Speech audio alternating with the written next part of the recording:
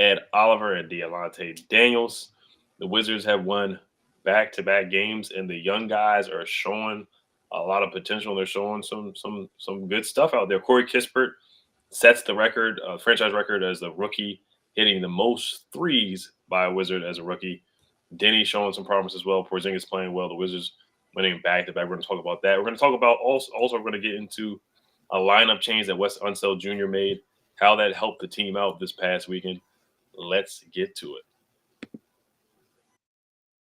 You are Locked On Wizards, your daily Washington Wizards podcast. Part of the Locked On Podcast Network, your team every day.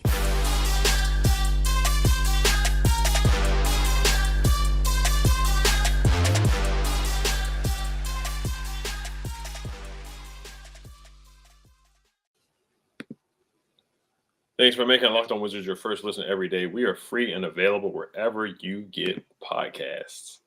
This episode is brought to you by Bet Online. BetOnline.net has you covered this season with more props, odds, and lines than ever before. Bet Online, where the game starts. All right, so the Wizards won 123-115, beating the Golden State Warriors without Steph Curry tonight. And they also beat the Pistons on Friday night, so they're on a 2-game winning streak. D, what were your thoughts about the lineup change that Wes Unseld Jr. made? The lineup change that he did make was starting Sato and not playing Neto. So he put Sato into the starting five as the starting point guard. What were your thoughts on the lineup change? I thought it was the right move. When I seen the quote that he was making a lineup change, I assumed it was Raul Neto because I believe the game before that he didn't really play that much and he started. Tomas being the guard to go with, I think that's the right decision. You know, you got a guard who isn't as shot heavy as Neto. You know, he's looking to pass a little bit more. Neto is more of a guy who is going to get his shots up. And I think that helps the offense out a little bit more, having a guy like Satoransky in there doing the little things and moving the ball around. He had 7 assists tonight. I thought it was the right move. I think a lot of people thought that was the call right there. And I agree with it. You know, Tomas was definitely the guy to start. Definitely, yeah. I think, honestly, if Wes would have made this move a little earlier, the Wizards could have won a couple of more games than what they have down the stretch. Neto, he's a good scoring guard. He's just more of a combo guard. And what the Wizards need, they just need a guy that can come in and facilitate. Sato's a guy that's looking to push, get guys open shots. And, he just plays unselfish basketball. You know, him and Porzingis, they got good chemistry with that pick and roll and pick and pop. Sato did almost lose the game. Well, not lose the game, but he had a silly foul. He dropped the ball towards the end of the Warriors game and fouled. But Sato, like you said, 7 assists tonight. And only, how many turnovers did he have? He didn't have many turnovers tonight. Yeah, 7 assists, two turnovers, and a +10. And he was knocking down the mid-range shot as well. So I like what I saw. And he helps get guys. Corey Kispert some open shots, Deni some open shots, Porzingis some open shots. So looked like the offense just flowed better. But let's get into the Pistons game first. What were your main thoughts on the Pistons game? Deni, I was very impressed with Deni. I'm happy that he got his career high at 21. That was big. You know, that was big for him because we've talked about consistently how Deni Avdija has been a guy who isn't more of a mental player. You know, he's gone through slumps. He's went through 3 games in a row where he scored no points. And to go to that, to, you know, him warming up, heating up, and hitting 21, granted it's the Pistons and whatnot, but that doesn't really mean anything to me. You know, he gave us a good 32 minutes, 7 for 16 from the field, 3 for 7 from 3, 4 for 4 from the free throw line, and he had 10 boards. I mean, 21 and 10. I was impressed. He was really impressive that game. I mean, Kristaps Porzingis as well with the 30 and 10. I mean, that matters. That helps a lot. Porzingis with just another dominating performance. And that's what you want to see from a guy like Porzingis against the smaller front court like the Detroit Pistons have. You know, we know Grant went down in the game too, but Deni and KP, those are my 2 guys right there. The main takeaways, they balled, man. They hooped.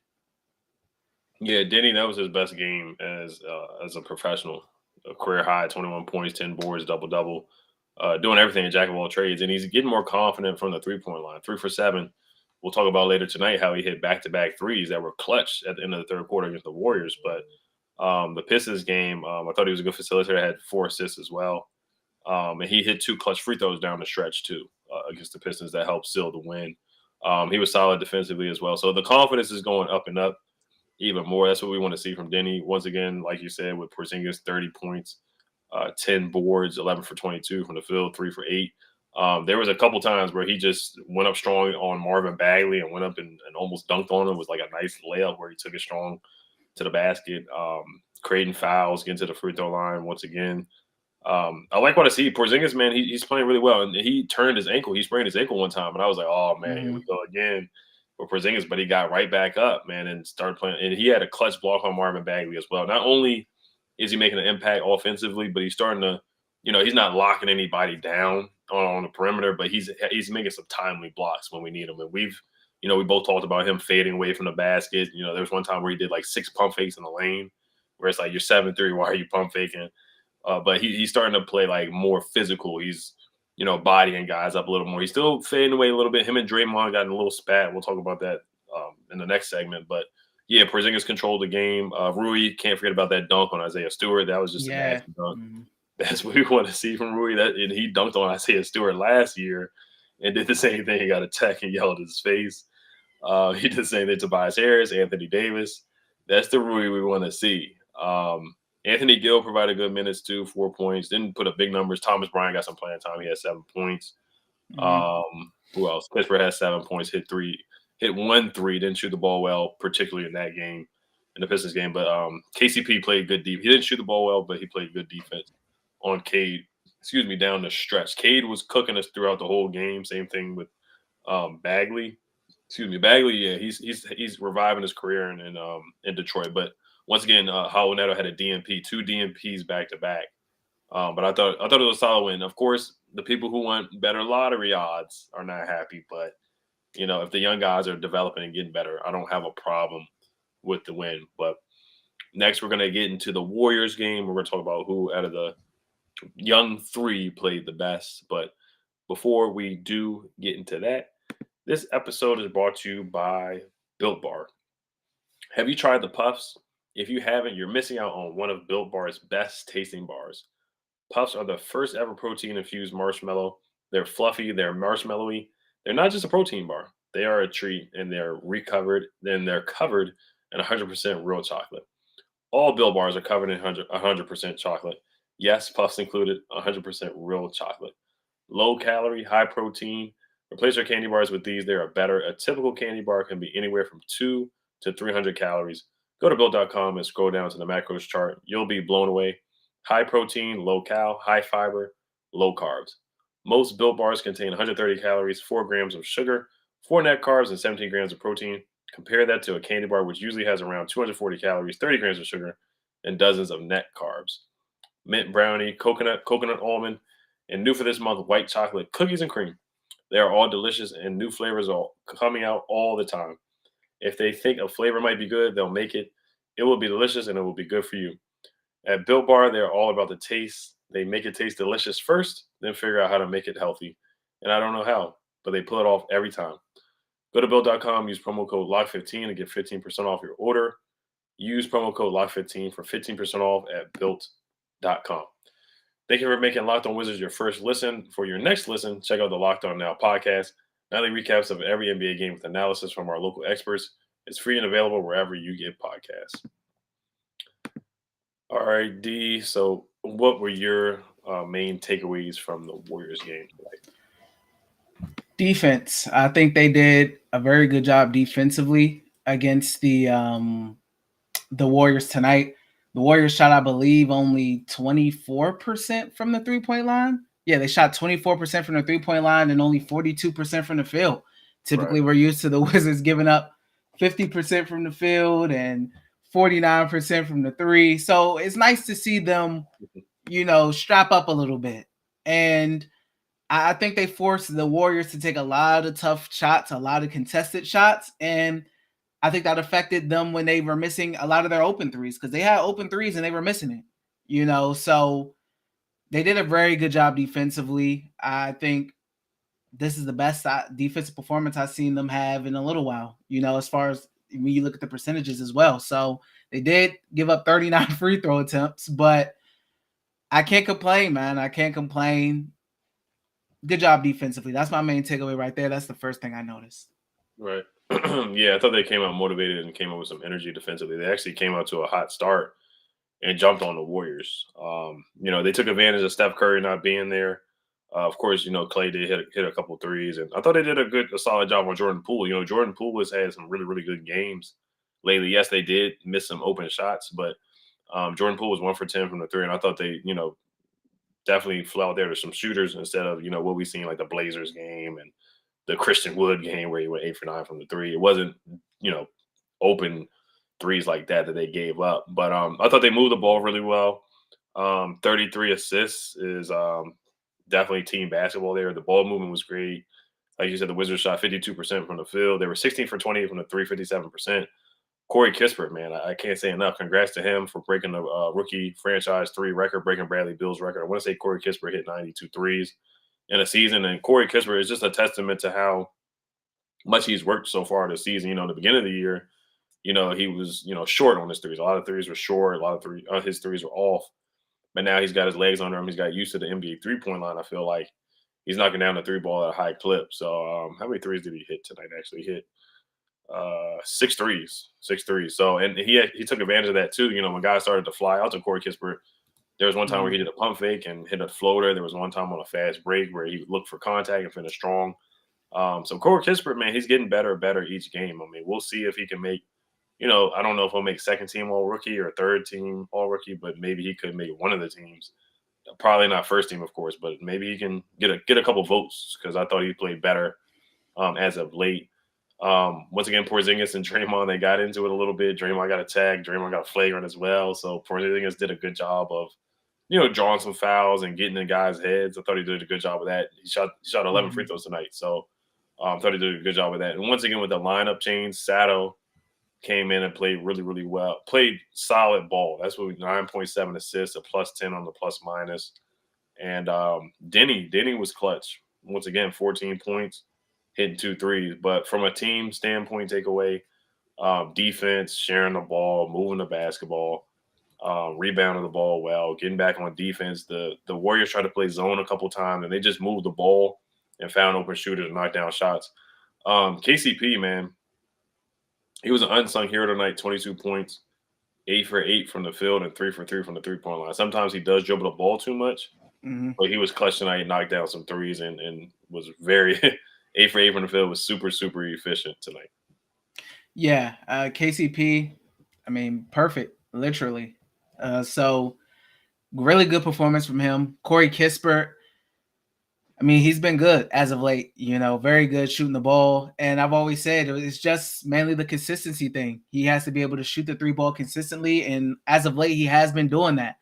And when the season started, we thought Corey Kispert was a guy who could make Davis Bertans expendable. And that's what he did. And he's been starting for a while now.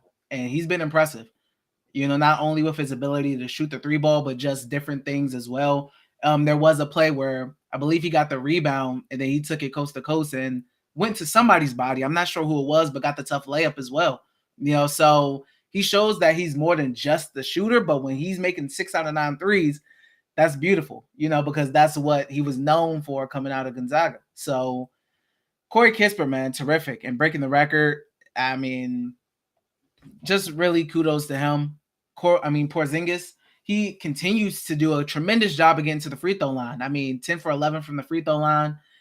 I mean, he's came in and from the jump just been able to get to the line consistently. And that has really helped boost the Wizards free throw numbers because there's been games where the Wizards free throw numbers have looked terribly low. And Porzingis has fixed that, since coming in the door. So I think Kispert and Porzingis, those guys right there, and KCP as well. I mean, big shouts out to them. And then I think Deni as well had another good game with 14 points, 5 for 9, 3 for 4 from 3, hit some big threes late. Those guys right there, man, once again, kudos to them. They really was a big factor offensively as well, and then chipping in defensively, the whole team. Definitely, yeah. Deni played really well. He's shown progress in his last couple of games, so I'm happy to see it. I don't mind, them winning these games if Corey Kispert's going to play well, Deni's going to play well. They're going to play with energy, and this is Mhm. good for Porzingis for next season. People ask if they're going to have a big three with Brad and Kuz and Porzingis. I don't call it a big three. I call it a solid three. But if Mhm. Porzingis can play like this, man, the Wizards, they can make some noise. I don't know how far they'll go. Like, they're probably not going to be, we just don't know how far they'll go. But I think they can Right. definitely make the playoffs if Porzingis is healthy, Brad's healthy, and they add some more pieces. So I think it's good that Porzingis is playing. He's toughing out the ankle roll. He, fell a couple times today. He was trying to draw some fouls. Got pushed around a little bit by Draymond, but he kept fighting back. So that's what I love seeing from him. And we'll talk about Rui a little bit. Rui didn't play. He got 24 minutes, didn't score much. Mhm. Um, Saw some people, asking for him to play more. But we'll talk about and Daniel Gafford as well. I thought he played. Him and Ish had good chemistry tonight too. Gafford 11 points, 6 boards, had a nice dunk. Had a couple blocks too. So I thought he 16 minutes. And he had 3 fouls, but I thought he played well for the minutes that he had, running the floor, finishing around the rim. Had a tough take on Klay Thompson as well. But we're going to talk about who of the three young guys played the best and look at some lottery odds, talk about player of the game, and then we'll wrap it up. Before we do wrap it up, we have a quick word from D. Yes, we do. NBA Top Shots, the officially licensed NFT of the NBA. Connect with a community of hundreds of thousands of NBA fans as a natural progression of fantasy sports, a way to upgrade your experience as an NBA fan. This is the future of what being an NBA fan looks like. It's part trading cards. Every moment on Top Shop originates in a pack. Unlike trading cards, these aren't still images on cardboard. These are officially licensed NFTs of the greatest moments from NBA history. Akin to the stock market, for the NBA, every day millions of dollars worth of NFTs are traded back and forth between tens of thousands of NBA fans around the world. Investors include Michael Jordan and Kevin Durant, not to mention Will Smith. There are also a lot of NBA players in the community like Tyrese Halliburton, Cole Anthony, and Harrison Barnes. If you sign up for Top Shop today, the best way to start is by getting yourself a starter pack. You can pull an NFT of a superstar like LeBron or KD, or star rookies like Cade Cunningham or Evan Mobley for $9. And if you didn't pull your favorite player from the starter pack, you can snag moments from the marketplace that appeal to you. NBA Top Shop is the future of being an NBA fan. Own officially licensed rare NFTs of the greatest moments from NBA history. Sign up today at lockedon.nbatopshop.com.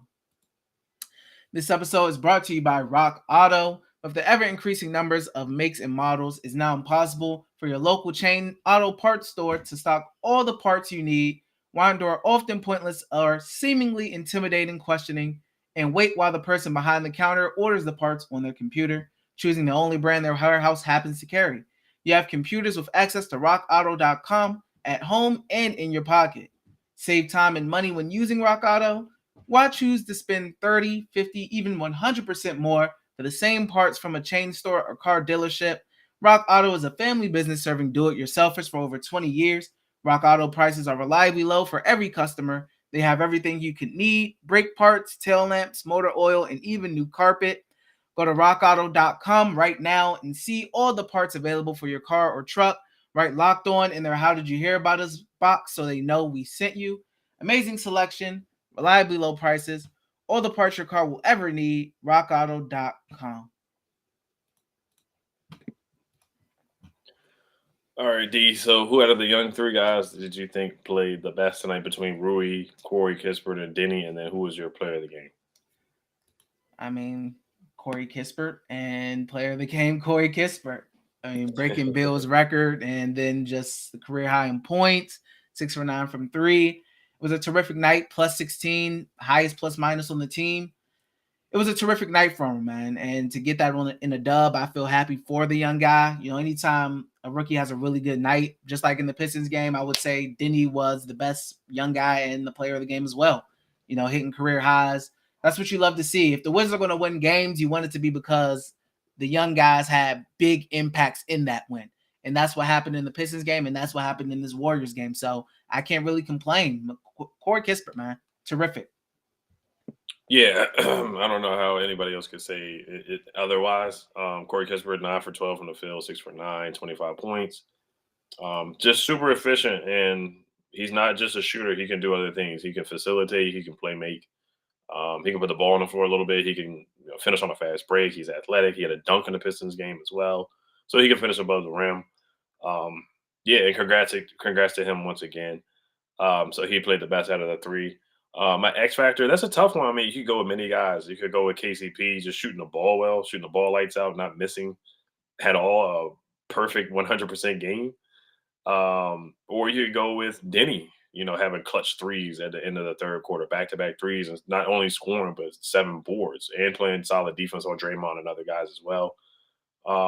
So it's a tough one for that X factor. You can go with Sato as well. Man, but I'll let you go with the X factor. X factor, I'll go KCP. I mean, he was Okay. perfect. Perfect. So, because he's the young guy, and I'm all about the young guys right now. Kispert, player of the game, and then KCP, he didn't miss a shot, man. So X factor for sure. Yeah, I'm gonna go with I'm actually gonna go with Sato. I wasn't the biggest fan of signing him, but I think the way he facilitated him coming off the bench, you could just see the team dynamic change. No knock against Neto. I like Neto. He's a good combo guard, but they just needed somebody who could facilitate the ball more and get the guys and other guys involved, get guys set up. But to talk about Rui, 6 points, 2 for 6, 2 for 2 from the 3-point line. 24 minutes is around the minutes that he's gotten. So, but he just has to improve defensively a little bit. But other than that, I think he's fine. I thought he played really well in the Pistons game. But yeah, once again, KCP, man, that was crazy, not missing a shot. But yeah, solid win from the Wizards, beating the Warriors, take advantage of beating the Warriors against the without Steph Curry. Just to take a quick look at the standings here and the lottery odds. Of course, everybody's been watching the NCAA tournament. Paola looks really, really good. They're in the Final Four right now. Jaden Ivey didn't play well against St. Peter's. But I'm happy about that because his stock might drop. So if we get like the 5th pick, then maybe Jaden Ivey might drop. That's just wishful thinking there. But the Wizards are now 1, 2, 3, 4, 5, 6, 7, 8, 9, 10, 11. They're 11th in the lottery odds right now. They were at 9th at one point, but now they're at 11th. So we will see how they end up. But as long as the guys are developing, I'm fine with them winning a couple games here and there. Yeah, that's what it's all about, man. The young player development, and if they have career highs and they just happen to win, so be it. I can't be mad at that, So keep on playing good, young guys. That's back-to-back games where the young guys contributed and somebody had a career high. You love to see that. Yes, sir. All right, thank you guys for making Locked On Wizards your first listen every day. Now make your second listen Locked On NBA, Locked On Experts covering the biggest stories around the NBA every Monday through Friday in less than 30 minutes. It's free and available wherever you get podcasts. All right, so I guess we'll do a quick dub. Back to back. All right, y'all. Hell to the Wizards.